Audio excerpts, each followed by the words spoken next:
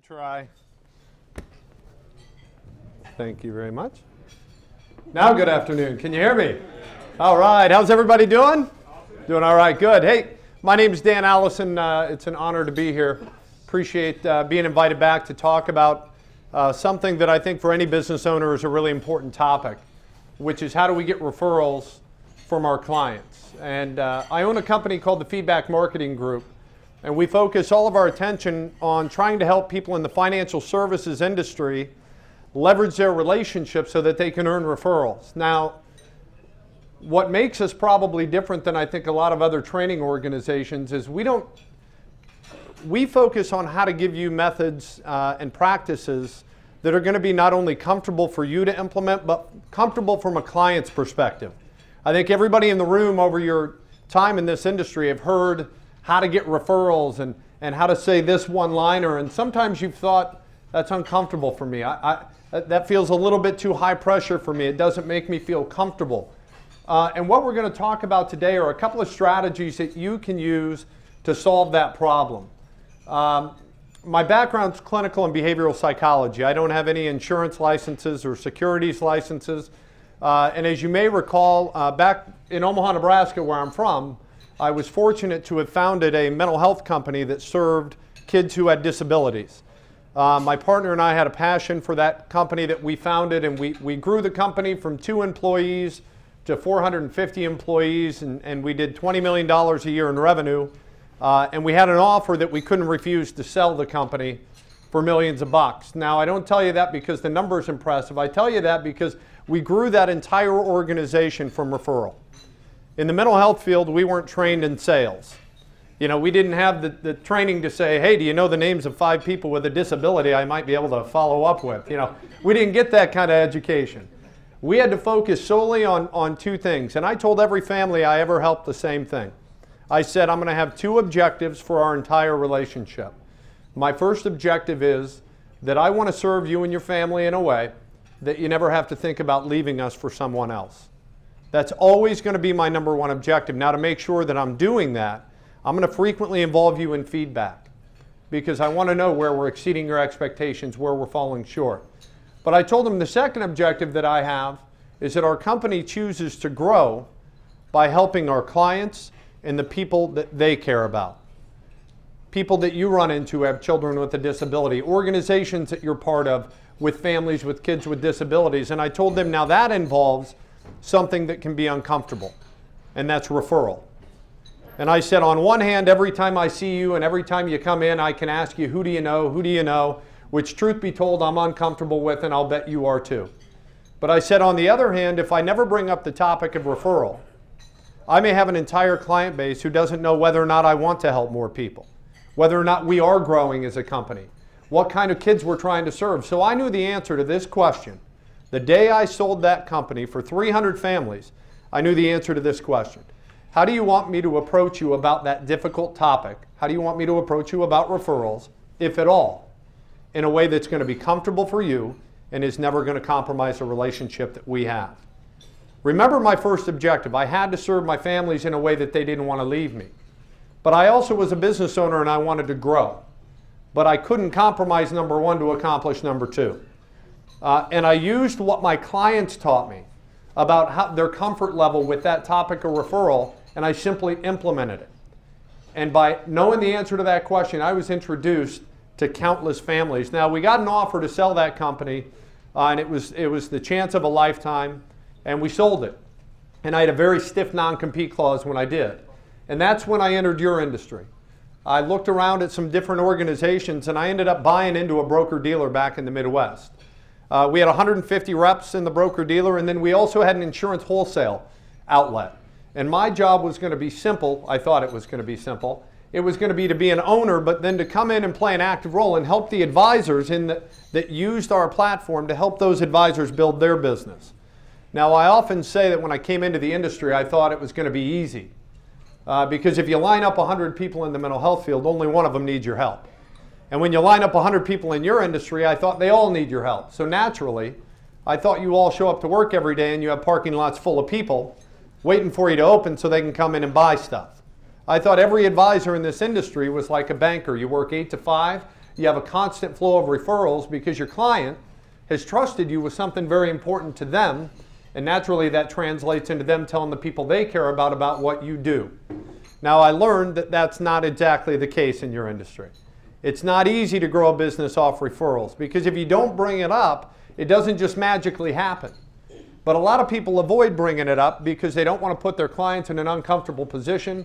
They don't want to look desperate. They don't want to be pushy. And today I'm here to talk to you about a way that you can accomplish having referral relationships without having to ever compromise your relationships or your professionalism. Now, when I came into this industry, I went through all the prospecting trainings and I learned how to be an advisor. And it's a very, very difficult industry to be successful in, and you guys all know that. The failure rate is extremely high in those first 3 to 5 years. Yet, what you do for the people that you serve is one of the most important services those people will ever receive. And what I wanted to learn was, why do you have to prospect so hard for such an important service? Why on earth, when a client trusts you with something as important as what they trust you with, why doesn't that immediately translate into consistent introductions to other people? And being a mental health guy, I overanalyze everything. So what I did to come up with what I'm talking to you about today is I got a big group of advisors together and I told them, look, I don't understand why your clients don't refer you to more people. And I've asked all the advisors I've met why their clients don't introduce them to more people, and they tell me that they don't know. So the only people who really have the answer to that question are your clients. And what I'd like to do is exercise kind of my mental health background, and I'd like to conduct focus groups. I'd like to bring 6 to 8 of the top clients, the affluent, into focus groups. I'm going to pay them for their time to come in and help me better understand this industry. I want to learn why they chose you as an advisor, where you're exceeding their expectations, where you're falling short, but more importantly for me, I want to understand why these clients trust you with something as important as life insurance or investments, and why that doesn't end up in frequent introductions. I want to understand their perspective. And I got 15 advisors to agree to let me tap into their top clients. And over a period of 2 years, I interviewed several hundred affluent clients. Now, in the last 5 years, it's become my career because I have a passion for understanding behavior. And I've interviewed more than 1,000 clients in the last 5 years. And to give you an idea what these focus groups were like, I sat with 6 to 8 affluent people and I told them, look, you know, I told them the truth. I bought into this organization because I thought it was easy to be a financial advisor. I said I thought that because you trusted them with something really important, as a result, you told everybody you know about the work they do. And they sat behind a desk all day with a steady flow of referrals. And I said, I've learned that that's not true. In fact, they have 2 choices. Every time that they see you, they can say, who do you know? Who do you know? Do you have any referrals? Which a lot of them avoid doing because you're important to them and they don't want to compromise the relationship. But on the other hand, if they ignore the topic altogether, they don't get nearly as many referrals as they deserve. And as a result, the people you care about never get help. So I told them, I want to learn from your perspective several things. I want to learn why you chose the advisor you chose, where they're exceeding your expectations, where they fall short, and ultimately I want to learn why you don't refer them to more people. Why you trust them with something important but don't introduce them to more people. So I started every focus group with this question. And again, I've interviewed more than 1,000 people in the last 5 years, and I've started every interview with the same question. Why don't you refer your financial advisor to more people? Simple, straightforward question. Why don't you refer your financial advisor to more people? Now, when I started this interview process years ago, I thought I was going to hear 2 things: risk and privacy. I thought I was going to hear people say, well, I don't refer my financial advisor because, man, what if I refer them and things go badly and it makes me look bad? There's too much risk involved. Or I thought I was going to hear people say, I don't refer my advisor because it's private. I don't talk about money with all my friends and family, and therefore I don't bring it up. Now, while I've heard those things, they're a very small percentage of the people that I interview. More often than not, I hear other things, like, well, my advisors never even ask for referrals. Are they really growing their business? Who do they want to work with? What kind of people do they want to meet? I've tried to refer them in the past. I've given their name out to a lot of people. I uncovered a lot of different things, but I'll tell you, in every interview that I've done, there are consistent themes that pop up over and over. In the order of frequency, these are the most common things that I hear. Why don't you refer your financial advisor to more people? 60% of everybody I've ever interviewed in every advisor's client base, 60% say, I guess my advisor's never asked. Now, I know a lot of you are thinking in your head, well, that's ridiculous. I ask. But I would ask you, do you really ask? Do you ask, hey, do you have any referrals for me? Or do you say things like, hey, keep us in mind if you know anybody who might need our help? The greatest compliment we can ever get is a referral from our clients. Do you really ask, or do you make passive statements? Most of us don't ask for referrals head on. The reason we don't do that is because psychologically we're scared to death of rejection. Okay? It's a lot easier to say, keep me in mind if you know anybody who might need my help, when you compare it to, hey, will you give me a referral? Because if I ask that question, the answer could be what? No. And that hurts. And I told the group in there, rejection is the 4th greatest fear that people have. Number 1 is public speaking. Number 2 is death. Number 3 is dying while public speaking. And number 4 is rejection.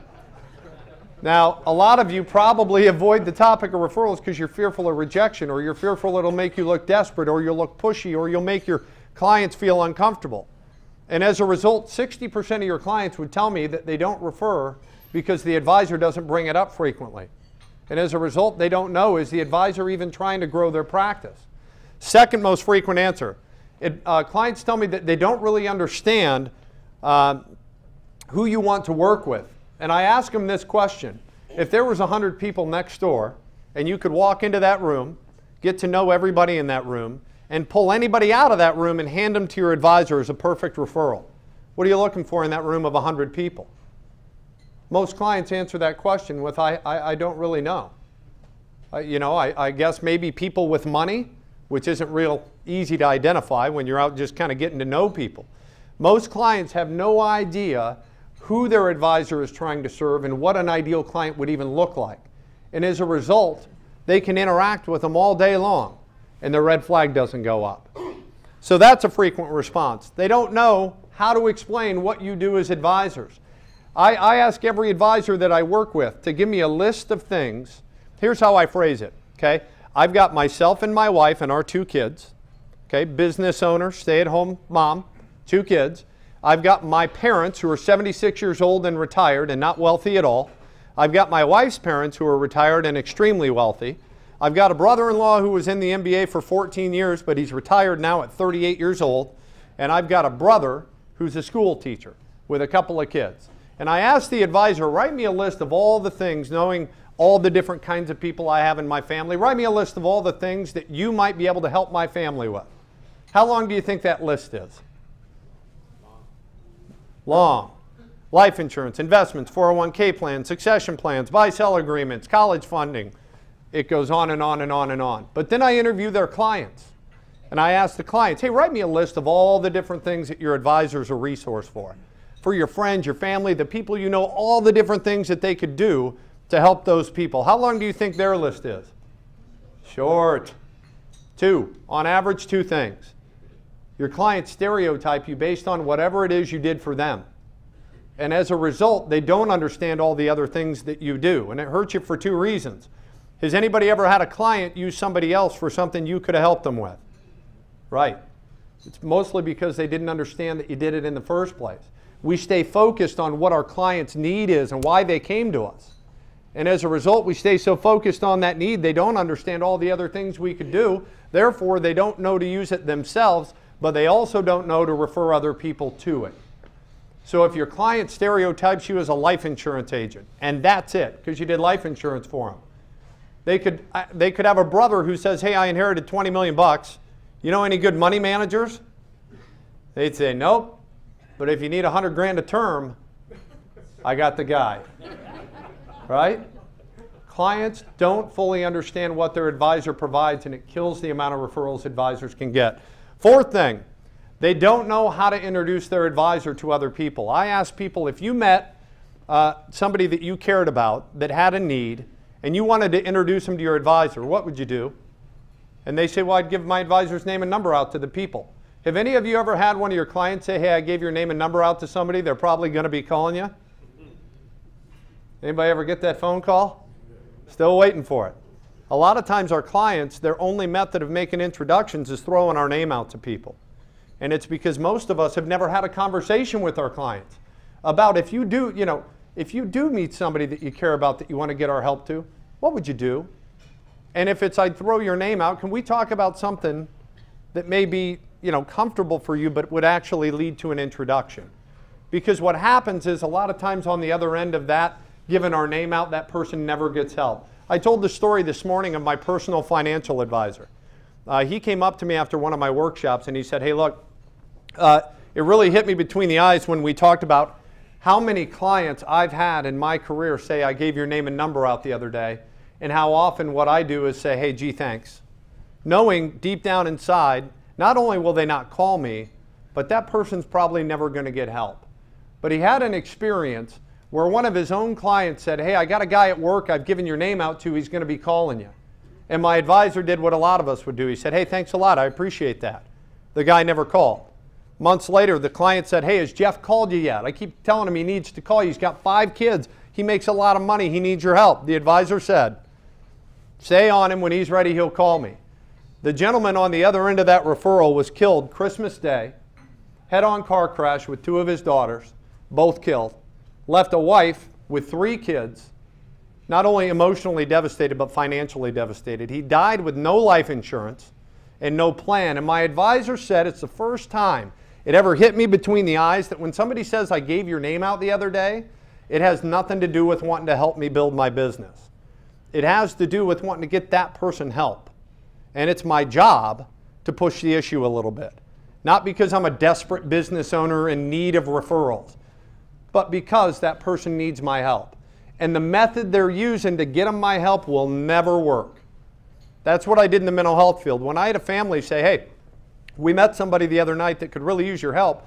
They have a kid with traumatic brain injury and we gave them your number. They'll probably be calling. I said, I appreciate that, but I want to talk about that. Because if I do my job well, frequently in our relationship, you're going to meet people that are important to you that need our help. But the problem is when you simply give our name and number to people, they rarely have any kind of urgency to take action, and they never get the help they deserve. So I would ask, based on what you know about those people, is there something you can think of that's comfortable for you that'll lead to an introduction? Whether it's lunch, golf, something that's comfortable for you and comfortable for them. Can't tell you how many times I threw your name out, turned around to a sit-down face-to-face because I pushed the issue, because I believed people needed my help. And I pushed it. So that's the 4th most common. 5th, privacy. About 20% of people say I'm uncomfortable referring advisors because it's private or there's risk involved. And the least frequent answer that I hear is, I wouldn't refer my advisor because the experience that I've had is bad. I haven't had a referable experience myself. And what I tell financial advisors is the key to getting referrals from your clients. It is not saying a cheesy, clever one-liner over and over and over again to everybody you meet.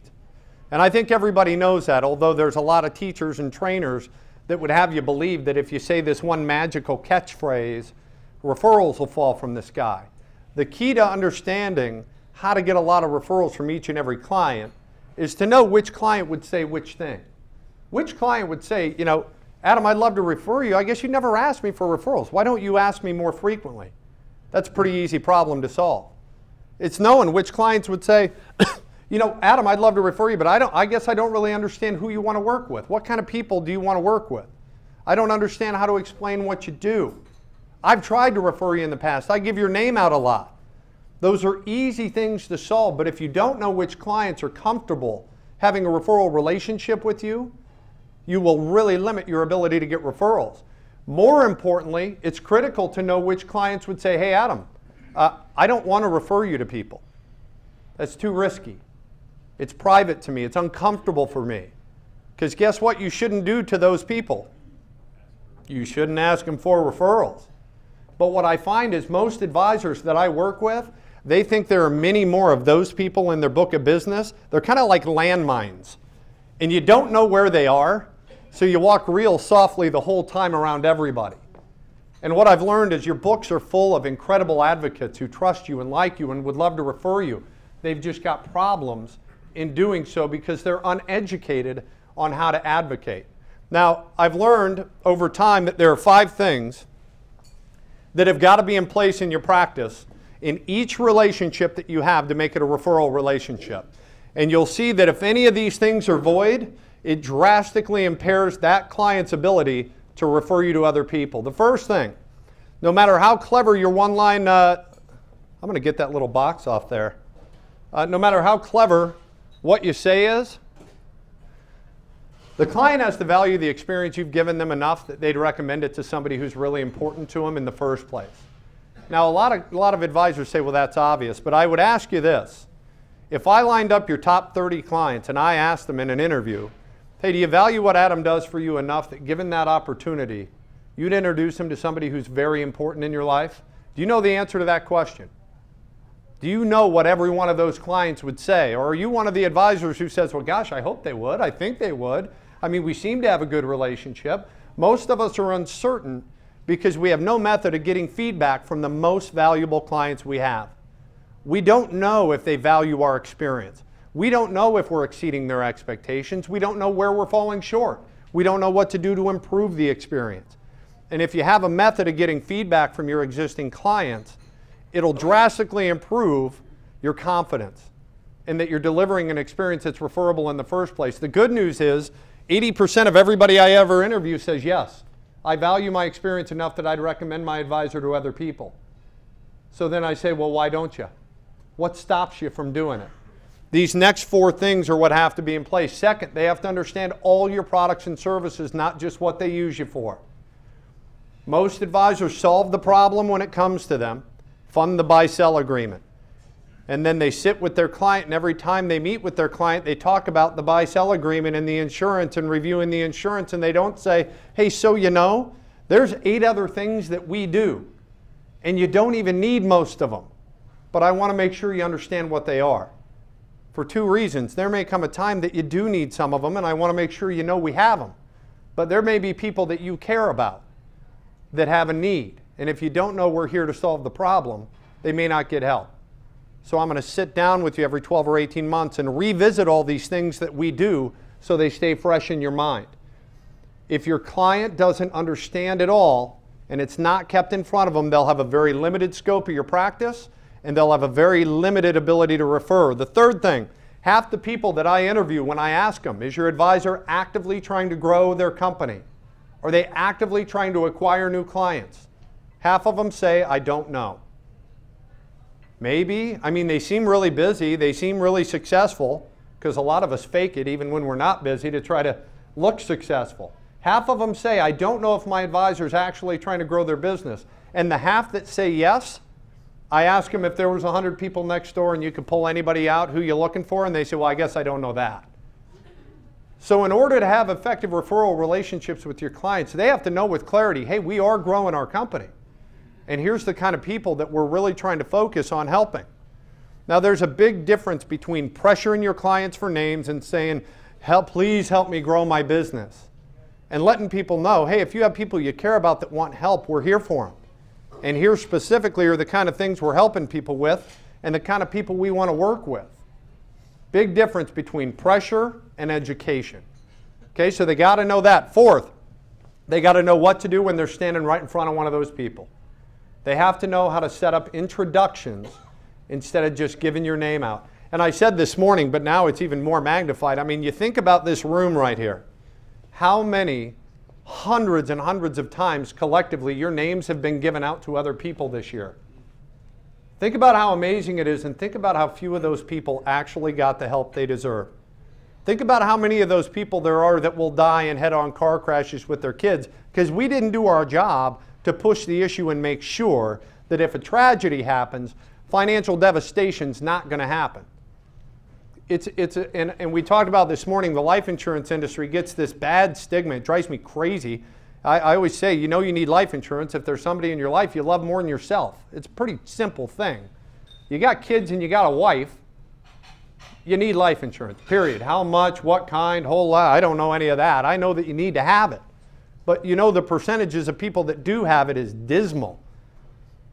And something that can stop that and make a dent in that is when people throw your name out, push the issue and make the introduction happen. Most people don't know that for whatever it costs for dinner here, they could get $1 million of term insurance. I mean, it's amazing. But they have to have a comfortable way to introduce you to other people. And the final thing is, if you avoid the topic or you're real passive about referrals, you got to stop doing that. You have to have a comfortable way to bring up referrals to your clients that will never compromise the relationship that you have with them or ever make them feel uncomfortable, but also not make you feel uncomfortable. And there's not a coach on earth that can teach you how to do that. Your client has to teach you how to do that. Your client, I told every client, I'll bet this describes the whole room or most of you.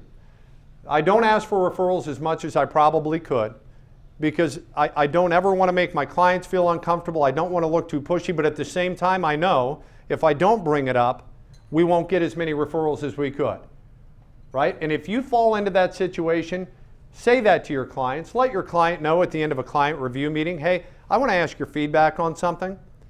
As you know, we prefer to grow our company by helping our clients and people they care about. And as you know, I don't bring up referrals a lot to you, and it's because I never want you to be uncomfortable, and I never want to be pushy. But I also know that if I don't bring up the topic ever, I may have an entire client base who's unclear as to whether or not we'll help their friends or family, what kind of people we want to help. Do we want to help more people or are we too busy? So let me ask you, how do I approach you about that topic, if at all, in a way that's comfortable for you and is not going to compromise our relationship? You'll be shocked at how many of your clients that you've been passive about it or you haven't brought it up will tell you, hey Adam, you could start by asking me for referrals.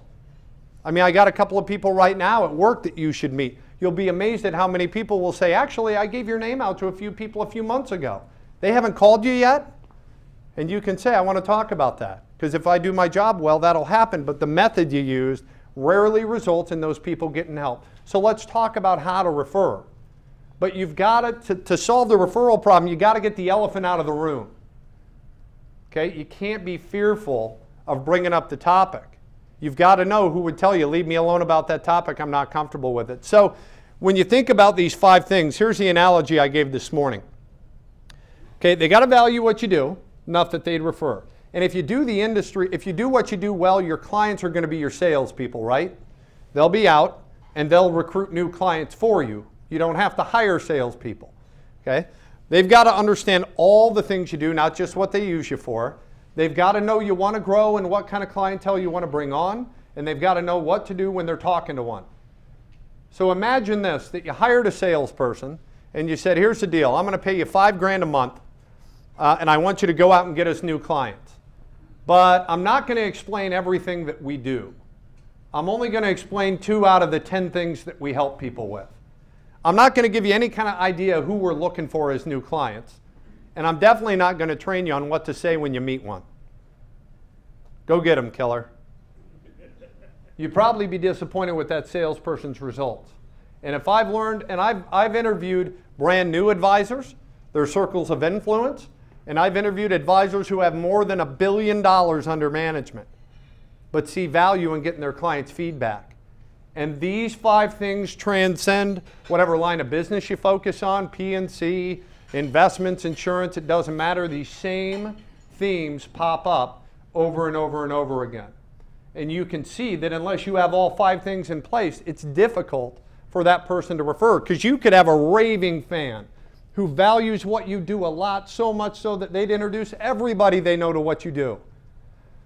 But if they have no clue who you want to work with and no clue what to do when they're talking to somebody, they're not capable of doing what they want to. Or you could have somebody who really values what you do. They understand what you do, who you want to work with. But if they have no idea if you want to grow the company because you don't bring up referrals or talk to them about it, it'll never happen. And so how do you put these 5 things in place? What do you do to make sure they're in place?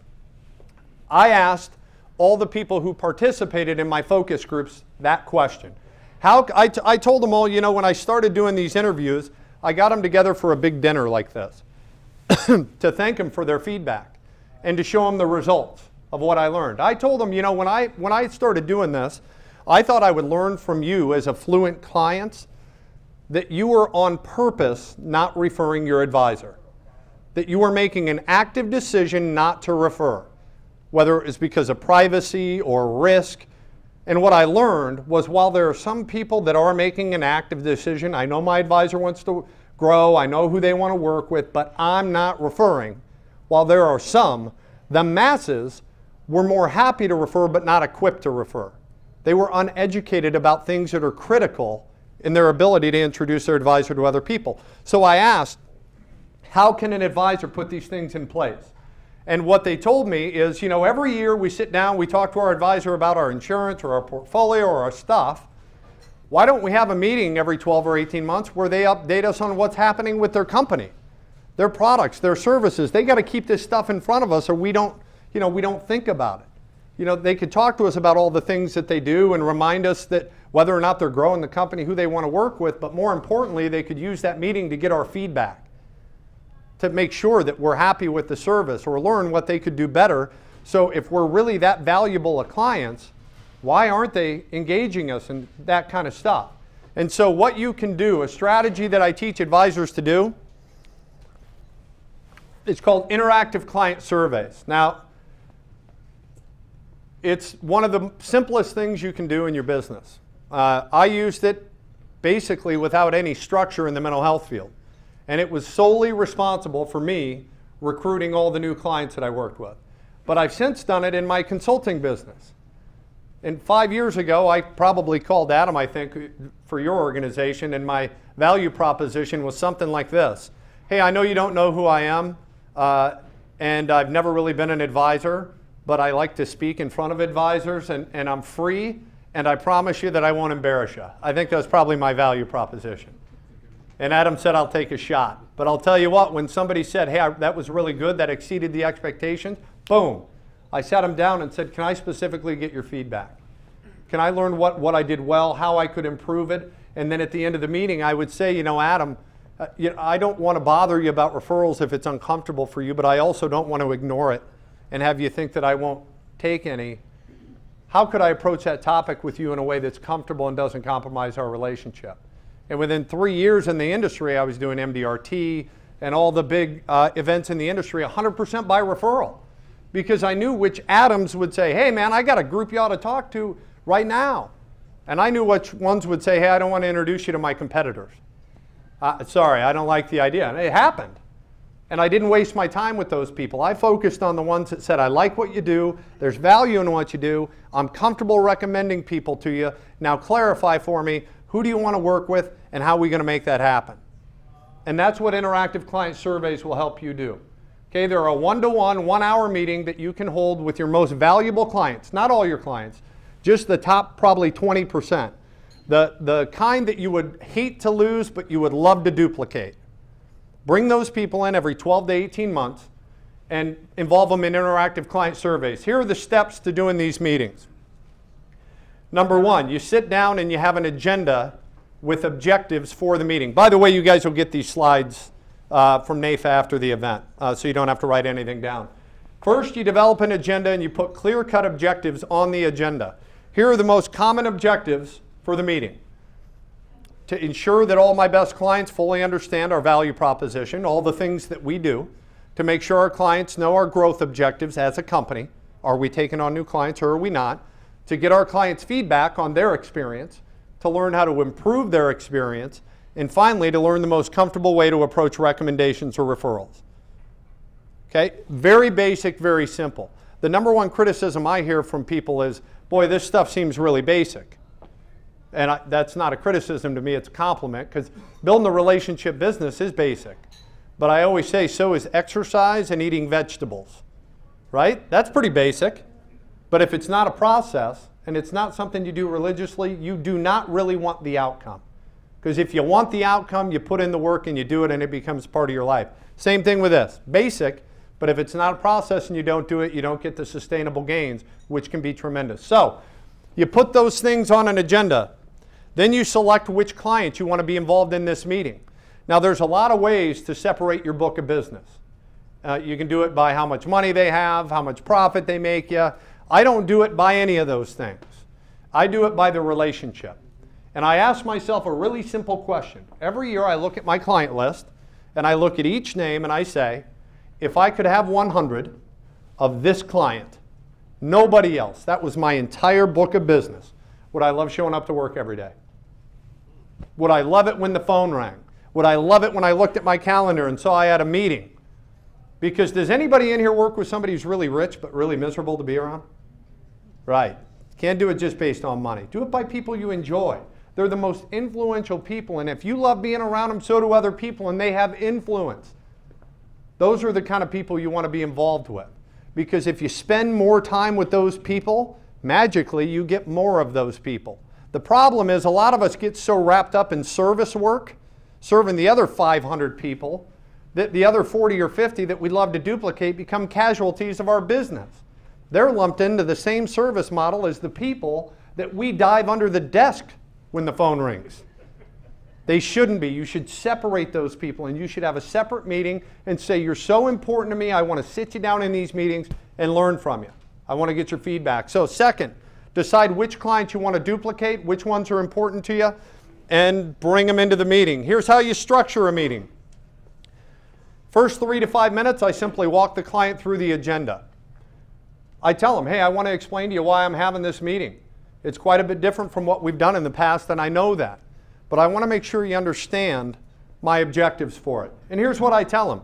You know, every year I'm always reevaluating my business. And, you know, I'm looking at the people I really enjoy spending time with, I have a ton of respect for. And I'm honest with my clients. I tell them, I want you to know why I asked you to be part of this. I printed off my whole client list, and I thought of the future of my company. And I asked myself when I looked at your name, if I could have 100 of you and nobody else that I served, would I love my career? It was that simple. And you know, I served 500 people. There's probably 40 or 50 that I could honestly say, yeah, you're one of those people. And it occurred to me that I get so wrapped up in serving your portfolio and doing your products and client reviews that I rarely block off the time to sit with you and have meaningful conversations about your experience. And that's what this is about today.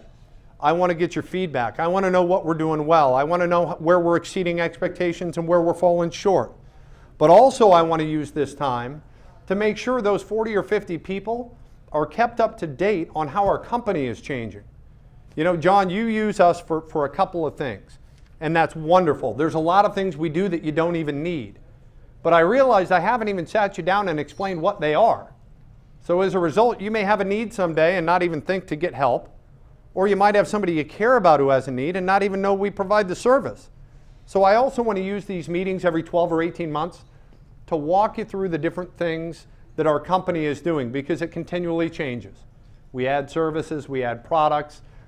So if I can, I'm going to walk you through the agenda quick. Number one, I want to make sure, John, that you walk out of here with a real clear understanding of all the different things that we do, not just what you use us for. Want to make sure you're educated on everything. Number two, I want to make sure you know our growth objectives as a company. A lot of our clients have no idea, are we growing? Are we taking on new clients? Will we help more people? I want to clarify that for you so you know that we are growing, but specifically kind of who we're trying to grow with. Number three, I want to get your feedback on your experience to know what we're doing well. Number four, I want to know what we could do better to give you a better experience. And number five, referrals. Dun, dun, dun. It's an uncomfortable topic, and I never want it to be. So I want to learn from you, you know, what your preference is for me bringing up that topic, if at all, in a way that's going to be comfortable for you. Because I never want you to have to come into this meeting and feel like I'm going to put pressure on you for referrals. I can tell you I've interviewed advisors' books and their clients when I ask, why don't you refer? They've told me not only do I not refer, I skip our annual meetings. I don't even want to go into them because we know he's going to push us for names. And it's too uncomfortable for us. Think about what that person said. I'm compromising my financial future because it's too uncomfortable to be pushed for referrals. Nobody wants to be that person, right? But if you don't know how to bring it up, you'll never implement anything. So I explained that. I walk them through the agenda that had those 5 objectives on there. Then I spend 10, 15, 20 minutes, walk them through all the different things that you do. If you do life insurance, investments, long-term care, college planning, disability, if those are all things you do, make sure they walk out of that room with a full understanding of what the service is, who might need the service, and what the benefits are to those people. You're never going to know when that person says, hey, hang on, I got a brother with 2 kids you ought to talk to. It happened to me. Professional athlete guy had no college planning for his kids. He was just going to write checks. And I told him, well, I don't know if you need it or not, but you really ought to talk to the guy because there might be some benefit to you. And like that, my advisor was in front of a multi-millionaire talking about something that he may or may not need, but it opened the door to a heck of a lot of other stuff, right? But before that time, I never really thought of him in the college planning light. I thought of him as investment advisor. You'll be amazed when you sit every 12, 18 months, walk them through things, how often they say, stop.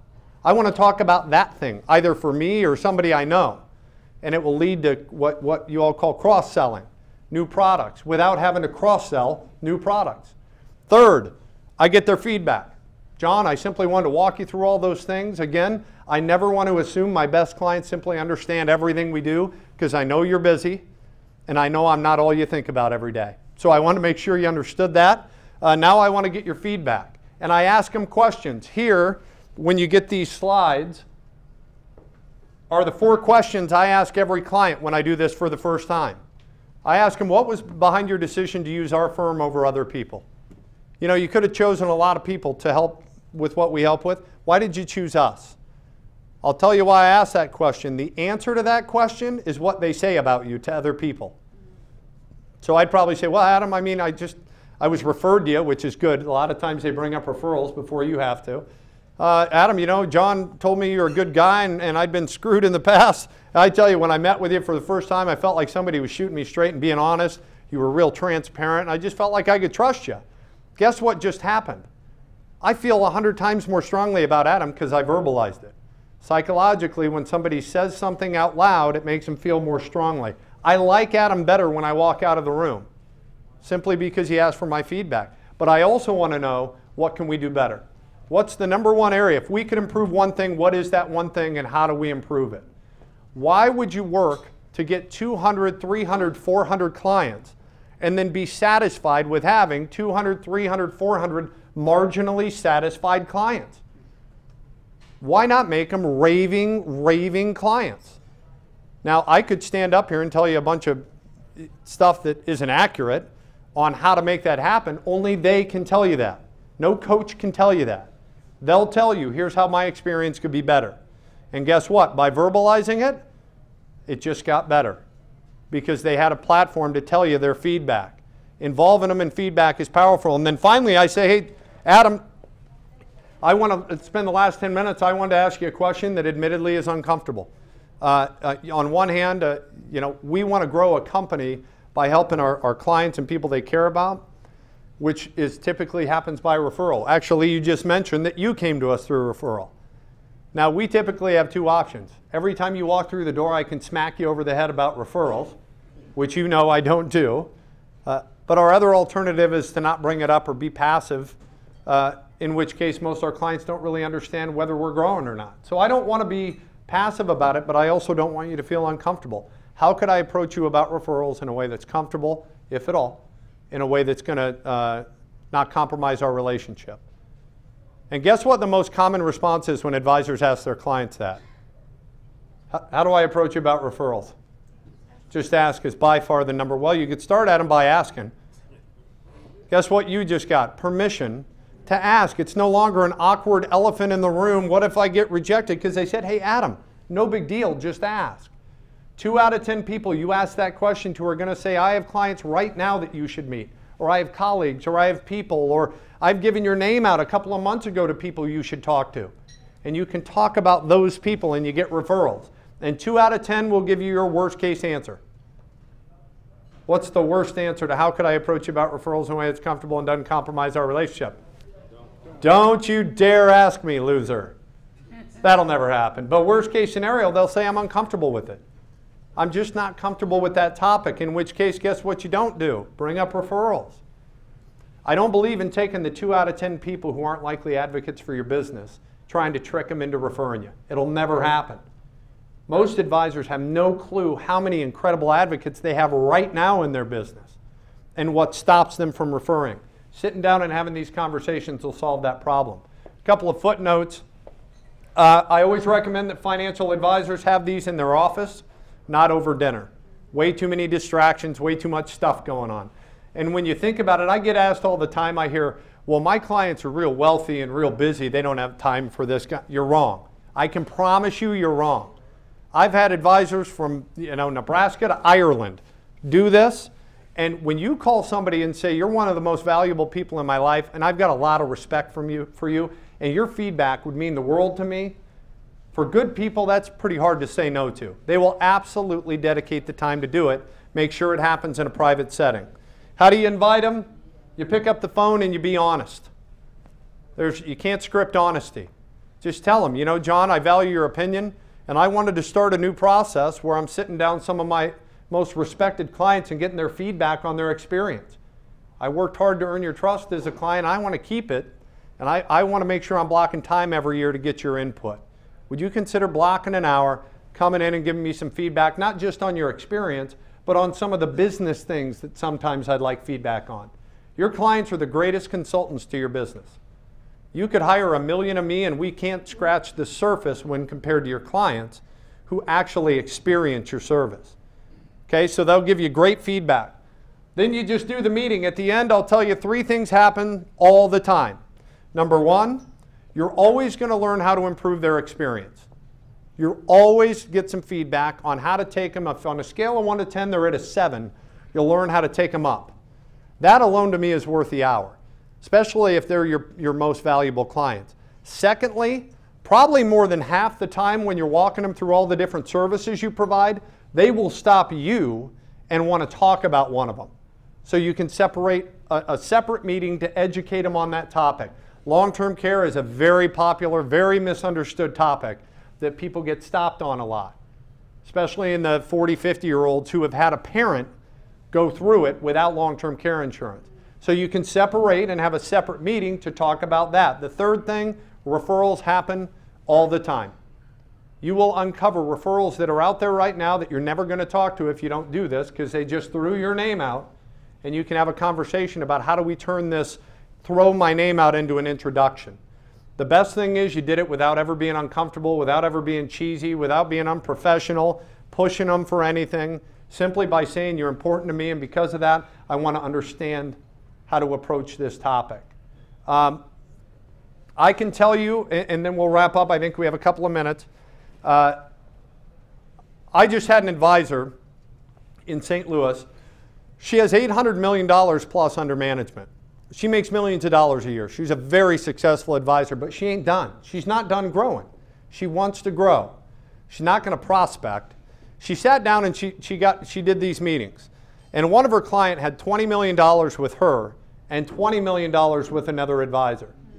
She did the interview in 2009, I think, with this client, which was not a good time if you were watching television for the stock market. And she got her feedback. And she had the guts to say, how do we improve your experience? That's not an easy question in those markets. A week later, that client called her and said, I want to sit down and talk to you. And she said, Carol said, what do you want to talk about? She said, I want to move the other 20 million over to you.